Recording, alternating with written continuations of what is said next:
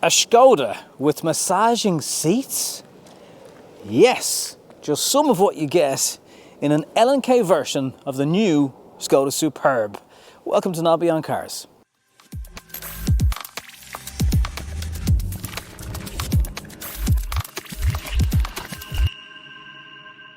But before we get into all that, I need to talk to you about my last video that I made about a Škoda car.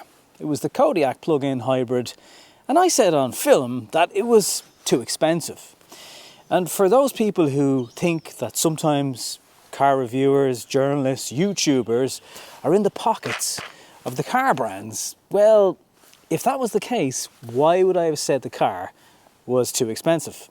End result has been that Škoda Ireland watched the video and took 7,000, yes, 7 grand off the price of that Kodiaq plug-in hybrid. And I'll cover that in a separate video, but it had a bit of a ripple effect. And it meant that my video, not just my video, but I've been told my video was the straw that broke the Škoda camel's back. And it trickled down. So the Superb has now also had a bit of a haircut.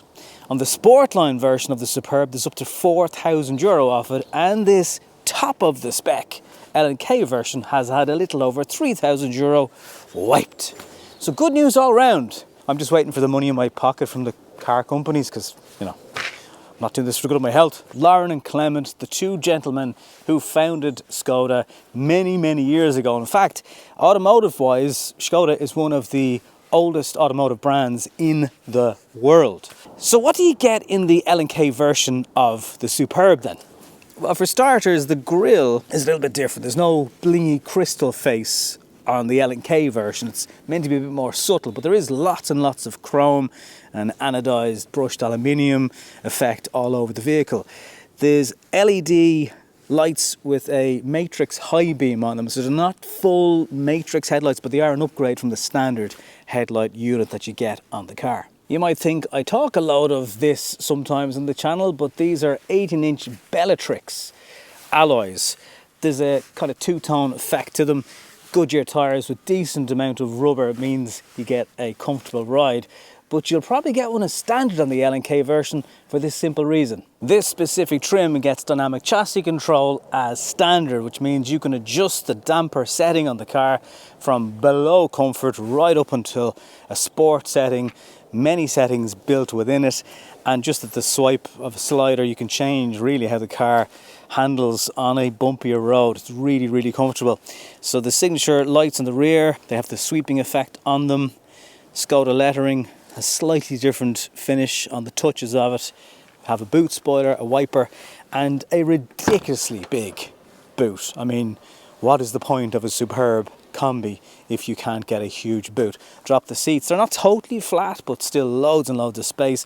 The bassinet is there, the flexible load cover, all the Simply Clever stuff in terms of lights and shopping bag holders and all that stuff. And then down below there's somewhere to charge your Type 2 cable, because yes, this is a plug-in hybrid that will do somewhere around 100 and 120 kilometers on a single charge, which means even the petrol version is really efficient to run.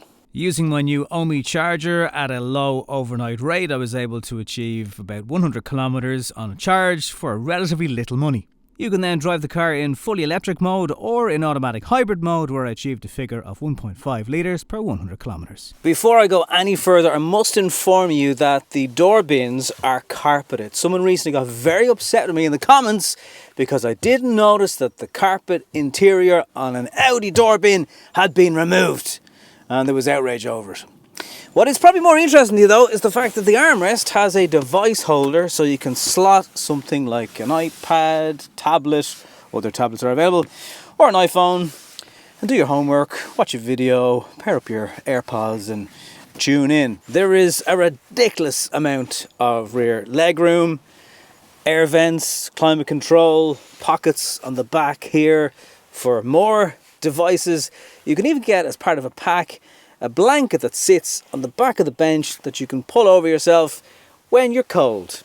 The L&K version doesn't have it as standard, but have a look at the Skoda website because there's so many accessories. If you're interested in Skoda as a brand and a product, you might be interested in a new podcast that I've started with a colleague of mine, Paddy Common. It's called Drivers Republic. You'll get it wherever you get your podcasts. And in this recent episode, we speak to the head of marketing at Škoda Ireland. He's a guy called Ray Leddy, who's been with the company since he left college. He's been there ever since. It's about 25 years service with Skoda, and is involved in the pricing, the product, the whole shooting gallery. So if you want to know more about Skoda, if you're a specific fan, not necessarily related just to Ireland, have a look at the podcast wherever you get your podcast. It's called Drivers Republic once again. And thank you for listening if you are planning to. This L&K version has the massaging seats, they're electric memory seats, and they're easy access. So when you get into the car, the seat will be pushed a little bit forward. Once you jump in, it moves to your saved setting. Very handy. More reminders of the heritage of the car in the headrests. The L&K is there. There's a 12 speaker upgrade, the larger screen. There's this kind of wood effect that some people like, some people not quite sure of. That's fine. You've got the jog wheels that we have on other versions of the car. You've seen them before. Paddles on the steering wheel. Loads of different options for tweaking the dials. Isn't a heads-up display, which you might have expected. There is, though, a port for the dash cam up here, which is very Skoda behaviour to make life easier for you. And there is still, although at launch of this car, when I first had a look at it in the studio in Prague, there was a spray cleaner in this. They've got rid of that, probably the accountants, and you just wipe the screen when it gets smudgy. But again, it's a handy thing to have. And under the armrest, you get things like a glasses holder, because some people want to still store their glasses and you don't always get it up here anymore. So that's a nice little touch as well. In this version of the Superb, the seats are heated. That might be standard enough. They're also air cooled, so cool you down on hot summer days. We get loads of them in Ireland. Yay! This is a cognac interior. You can get it in black, you can get it in cognac. It's not actual leather, but it certainly lifts the whole mood of the interior and gives it a nice premium feel. And things like the door panels and the knee pad around here, that's also soft to the touch. So if you were going to be using this as a taxi, or you're going to be behind the wheel all day long, it's going to be more comfortable for you. Weirdly, the Radar Cruise is all on the stock. Quite Audi-like, to be fair, but I would have expected it on the buttons. The engine and performance options that you can now get in the Superb: 1.5 150 brake horsepower mild hybrid petrol. There's a 2-litre 150 brake horsepower diesel, and there's this 200 brake horsepower plug-in hybrid, which has DC charging on board up to 50 kilowatt and a range of around 100 kilometers. If you're using the CCS port, just be careful of this little dangly bit, because it's already scraped this car. And I didn't think that would happen. Must have been a bit of dirt on it or something, but just bear that in mind if you are using any sort of a car with a charging port in it. This car can be ordered with 18 or 19-inch alloys.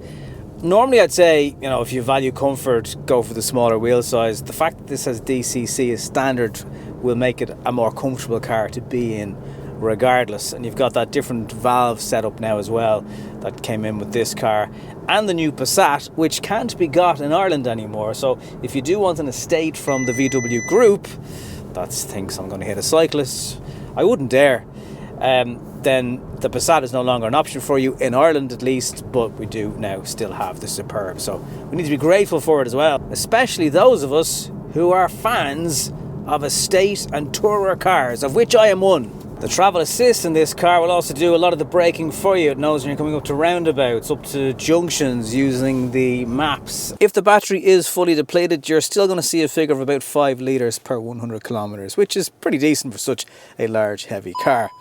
Obviously, if you keep it topped up, you can run this thing with 0 emissions.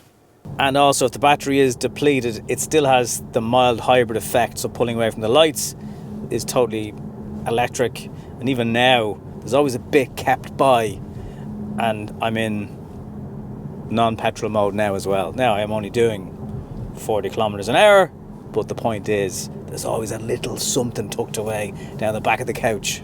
It's a little bit gutless when you do run out of that power. if you want the overtaking, if you want the torque effect, it is the 2-litre diesel that you're going to want. With discussions about the increasing price of cars, we were just having a chat about this during the week. In the past, you could get a manual Superb. Now you can't. Manual gearbox typically was somewhere between 15 and a €2,000 optional extra. Some of the ADAS safety features that now have to come on cars as standard. The different way VRT is now calculated compared to 10 years ago, let's say. I'm not saying the poorer car companies by any stretch of the imagination, but a car can't really in any way be compared to 10 years ago, but especially with some of these extra requirements from European road regulations. L&K versions get the progressive steering as well. It firms up the faster you're going. All in all though, I think a nice package for what you get optional extra wise that come in the L&K. You can get it in any power output, and you can get it in the fastback and the combi version of the car. It does push up the price, and an entry Superb is quite a bit less. I have done more general overview videos of the new Superb. Today I just wanted to basically show you around the L&K version, so I'll leave links to them if you fancy watching them, if you're interested in the car in general. The question is, would you have one over a BMW, an Audi or a Mercedes? And yes, you can these days compare Skoda to those brands in a value for what you get kind of way. Well, there you have it. Thanks to my moaning, the new Superb starts from a little over €49,000. This L&K combi version is now just over €60,000. It's still a lot of money, don't get me wrong, but any change in the price is welcome. And to be fair, if you were to put the spec on this car into a similar Audi or BMW or Mercedes, you would be talking a lot more. So that's worth bearing in mind if you're willing to kind of forgo this badge for the more premium. But let's be honest, Skoda is definitely a more premium brand than it was when it launched in Ireland all those years ago. Let me know what you think. Would you go for this fancier version? Are you more of a Sportline kind of person? Let me know in the comments down below. Thank you very much for watching, the support, the comments, the likes, the arguments.